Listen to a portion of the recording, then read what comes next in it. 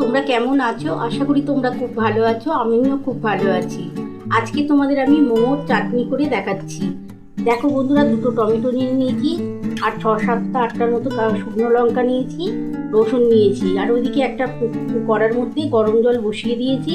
প্রথমে কিন্তু আমি এগুলো সব সেদ্ধ করে নেব, তারপরে কিভাবে চাটনিটা করবো তোমরা অবশ্যই দেখতে পাবে। কড়ার মধ্যে জল বসিয়ে দিয়েছি, এবার জলটা গরম হলে আমি মোমোর চাটনিটা কিভাবে করব তোমরা অবশ্যই দেখতে থাকো।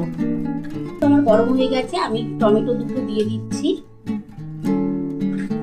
আমি শুকনো লঙ্কা 7-8টার মতো দিলাম, আর এই যে রসুনটা, এটা একটুখানি সেদ্ধ হয়ে গেলে আমি এটা নামিয়ে নেব।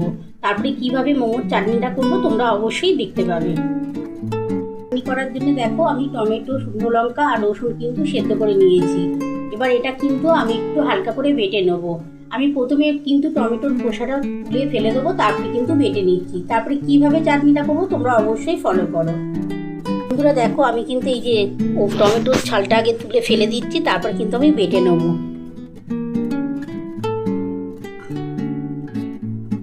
এবার এটা আমি বেটে নিচ্ছি। বন্ধুরা দেখো, মোমোর চাটনি করার জন্য আমি কড়ার মধ্যে একটু অল্প সাদা তেল দিয়ে দিয়েছি। তেলটা গরম হলে এই যে দেখো, যেগুলো সেদ্ধ করে নিয়েছিলাম, শুকনো লঙ্কা আছে, টমেটো আছে, রসুন আছে, এটা আমি দিয়ে দেবো। তেলটা একটু হালকা করে গরম হলেই আমি এটা দিয়ে দিচ্ছি। তারপরে এর মধ্যে আমি কি দেবো, এর মধ্যে দেবো টমেটোর সস দেবো, অল্প সোয়া সস দেবো, নুন দেবো, গোলমরিচের গুঁড়ো দেবো, আর কিছু দেবো না বন্ধুরা। তারপর তোমরা দেখতেই পাবে কিভাবে চাটনিটা বানাচ্ছি। তেলটা গরম হয়ে গেছে, এবার আমি এইটা দিয়ে দিলাম।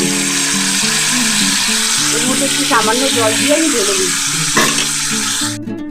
বন্ধুরা দেখো, সামান্য এই যে মশলাটা লেগে আছে, ওই জলটা একটুখানি দিয়ে দিলাম। খুব বেশি দেওয়ার দরকার নেই, অল্প করে একটু গোলমরিচের গুঁড়ো দিচ্ছি। এই যে দেখো, একটু গোলমরিচের গুঁড়ো দিলাম, একটু ভিনিগার দেবো, টমেটো সস দেবো, আর সোয়া সস দেবো, একটু নুন দিয়ে দিচ্ছি।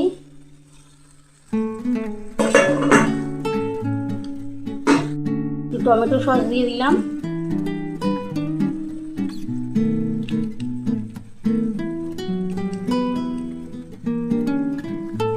একটু সোয়া সস দেবো, একটু ভিনিগার দেবো। তোমরা দেখো, সামান্য একটু সোয়া সস দিচ্ছি, এই যে সোয়া সস আছে, এটা দিয়ে দিচ্ছি। দিয়ে এবার ভালো করে একটুখানি নাড়াচাড়া করতে হবে।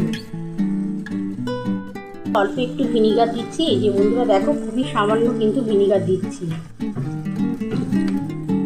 আর সোয়া সস দেবো। বন্ধুরা দেখো, ভালো করে একটু নাড়াচাড়া করতে হবে।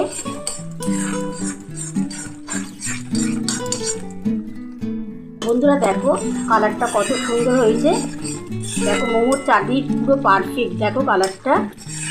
এই চাটনিটা দিয়ে তোমরা বাড়িতে মোমো করে খেতে পারো, বা মোমো খেতে পারো, এমনকি তোমরা চিকেন পকোড়ার সাথেও তোমরা খেতে পারো। তো আমার কিন্তু মোমোর চাটনি কমপ্লিট হয়ে গেছে। আমি কিন্তু এবার নামিয়ে নিচ্ছি, নামিয়ে তোমাদের দেখাচ্ছি। বন্ধুরা দেখো, আমার কিন্তু মোমোর চাটনি নামানো হয়ে গেছে। কেমন হয়েছে বন্ধুরা? তোমরা তো পুরো রেসিপিটাই দেখে নিয়েছো আমি কিভাবে করেছি। এই মোমোর চাটনি কিন্তু তোমরা এইভাবে করো, দেখো মোমোর সাথে দারুণ লাগবে, এমনকি চিকেন পকোড়ার সাথেও দুর্দান্ত খেতে লাগবে। তোমাদের যদি আমার এই রেসিপিটা ভালো লেগে থাকে, প্লিজ একটা লাইক, সাবস্ক্রাইব করতে ভুলো না, আর কমেন্ট বক্সে অবশ্যই জানিও কেমন হয়েছে। তাহলে এরকম আরও নতুন নতুন রেসিপি নিয়ে তোমাদের সামনে হাজির হব। Thank you.